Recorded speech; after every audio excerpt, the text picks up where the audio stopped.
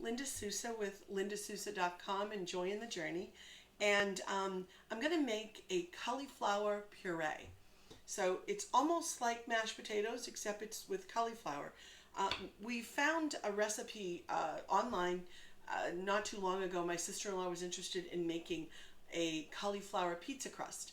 And so there's some great recipes out there to do that. And you would, take the cauliflower and you can, actually this is the blender, but we have our food processor. You can, use the food processor to break it down and then make a crust so you can actually have a pizza with a cauliflower crust.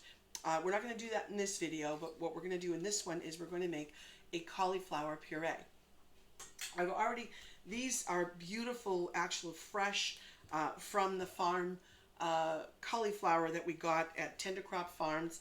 It's not far from my in-laws where they live in Dover, New Hampshire, and they have wonderful fresh fruits and vegetables there. So we picked up a couple of them, and I already took one and I've kind of broken it down. I've got some water in the bottom here because I'm going to end up steaming this. So there's water in the bottom here, and I have some cauliflower that's already broken down in here, and I'm going to do the same to this. And I'm sure you know how to break down cauliflower, but it's really pretty simple. You can either do it this way. It's not the way I did the other one, but I'm taking off I'm going to go over here, actually maybe move this over here so you can see what I'm doing, and just breaking it off, putting it all in here because I'm going to steam it. Once it's cooked, it's actually going to go into the food processor, and I'm going to whip it all up, probably with a little bit of the water from the cooking process, a touch of olive oil and some sea salt. And it's actually I'm going to use the stem, not the very bottom part of it, but I just want to cut off the leaves because that'll work fine there we go. I'm going to just cut that just to make it easier. I'm probably going to add a little more water. Actually, that's fine. I'm going to put this on the stove, let it cook, and then we'll come back in a little while and I'll show you how I make the cauliflower puree. Thanks. Hello again. So, that nice cauliflower that we had from Tender Crop Farms, that nice fresh cauliflower, well, it has been steamed, and here it is, and it's nice and tender. So I washed my hands. I was going to use food processor, but either food processor or blender, it doesn't really matter. And this is a really good blender, so this should do the trick. I'm going to put this right in here. I'm just going to add a touch of olive oil, but I want to blend this. I might even actually add some of the water. That's why I haven't thrown that away yet, to help kind of get this going. I think I might just go ahead and cover that. I'll add the rest of this in a minute. Let me see if I can break this down a little. See what happens, right? Turn that on and give it a little blend.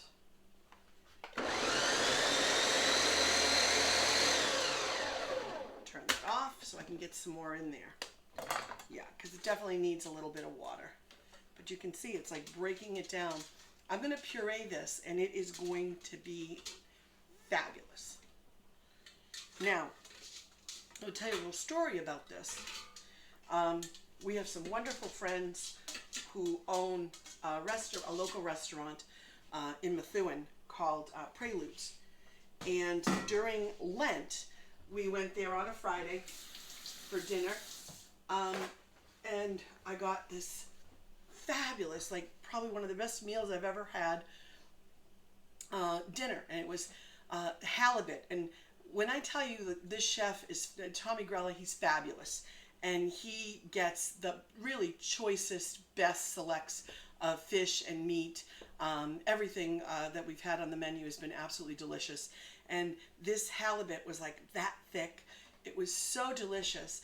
And it was served over a cauliflower puree with, of course, I love kale, with sauteed kale.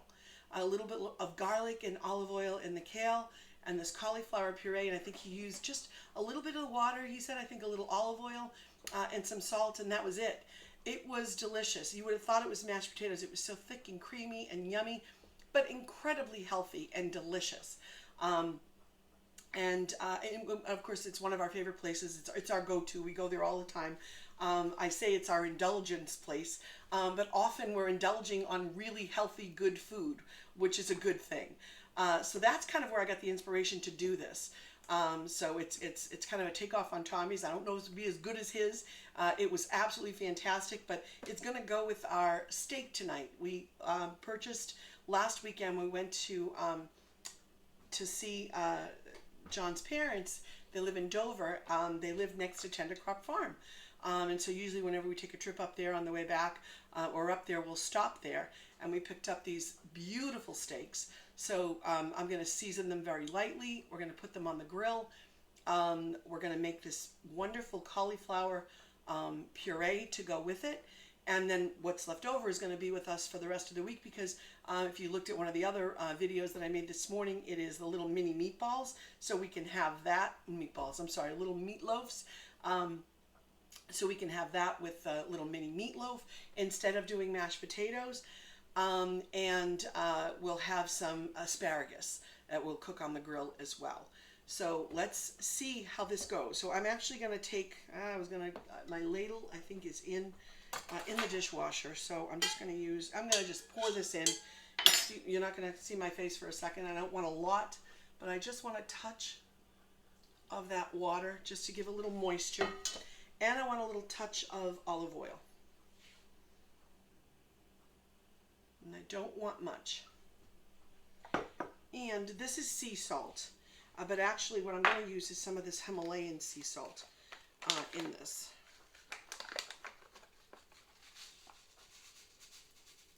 There we go. So we'll see. Now I've never made this before and I'm doing it on video, so we're going to see together how this is coming out.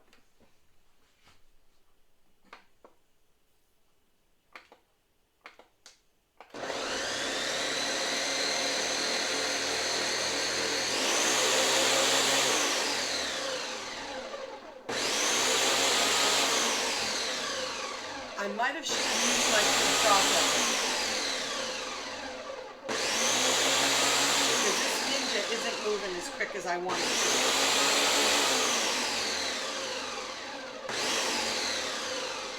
Now I have to share with you something. When I make ice cream that I make with frozen bananas and frozen strawberries, it is a series of doing this and then going in with a spoon or a fork or something and kind of moving things around a bit. You got to be careful if you got it plugged in, because I need to like move things around, because the blender has it's kind of got all these little levels. So I'm wondering if the food processor might not have been the better choice than the blender, but we're gonna see. And I think I may need some more liquid, because I cooked this fairly well, and but I think it might need a little more liquid to help break it down a little. And I don't want to put too much because I don't want it too watery or soupy. So it's one of those things that you just got to keep trying to see how it goes. Now it looks like it's starting to move, and once it does, it'll pick up, which I think it's starting to do now.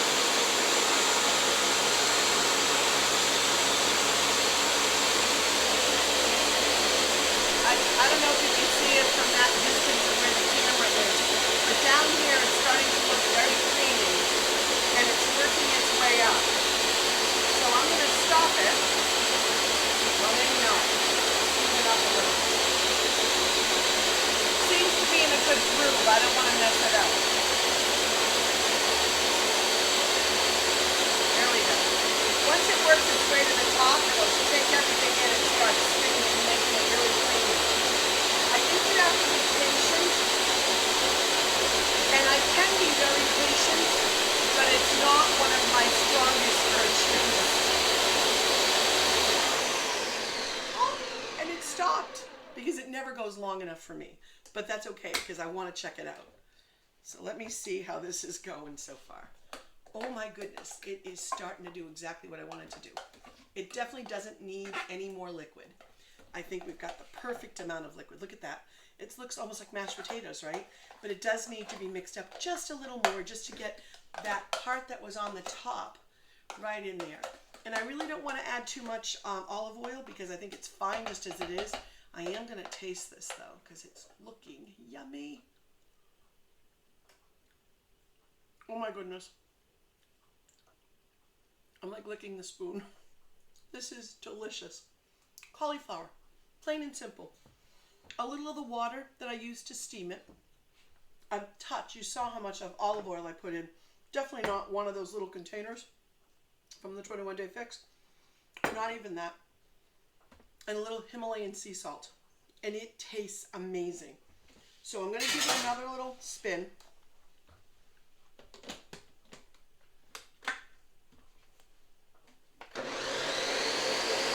Just to get that part that was on the top done. There we go. And I'm going to get a plate so I can put it on the plate.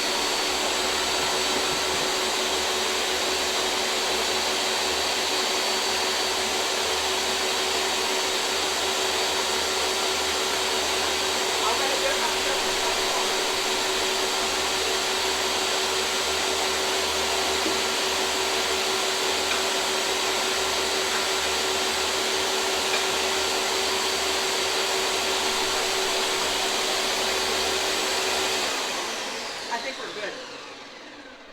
In fact, I think we're better than good.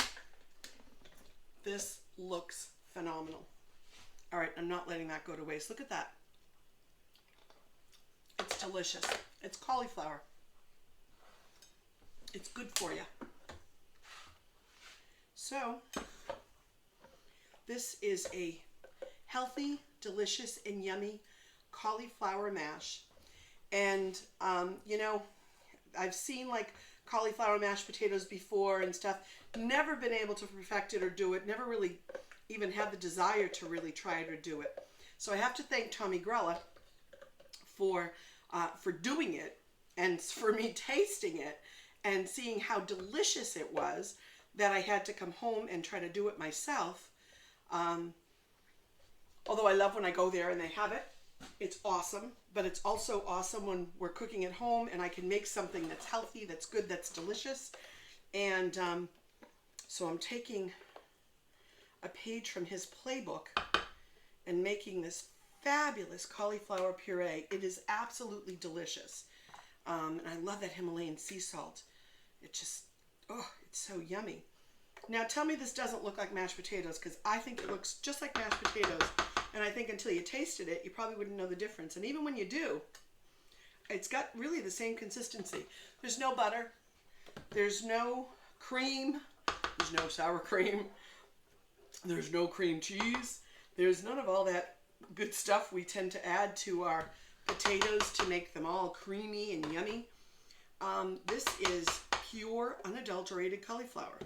Now, my sister-in-law is into making cauliflower pizza crust. And she does something very similar to this. I'm going to put that right over there. To make her crust. Except I believe they use an egg to bind it. Do the same sort of thing in the blender or the food processor. Whip it all up, get it all nice and creamy. I'm not sure. They probably don't use the additional water that I use to get it as creamy as this.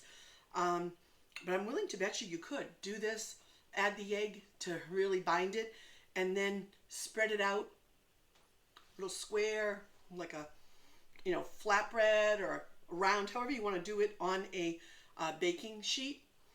And then, of course, you want to line the bottom of it with some oil, which I use my beautiful little handy dandy spray oil. And you bake it first. So it makes a nice little crust. Then you put your toppings on it. So you could make pizza with that, but we're not going to do that. We're going to use this as a beautiful base for the wonderful steak that we're going to make for dinner later on today. So this is our cauliflower puree, and we'll be back with a few more things in a few more minutes. And in the meantime, I just might lick the spoon.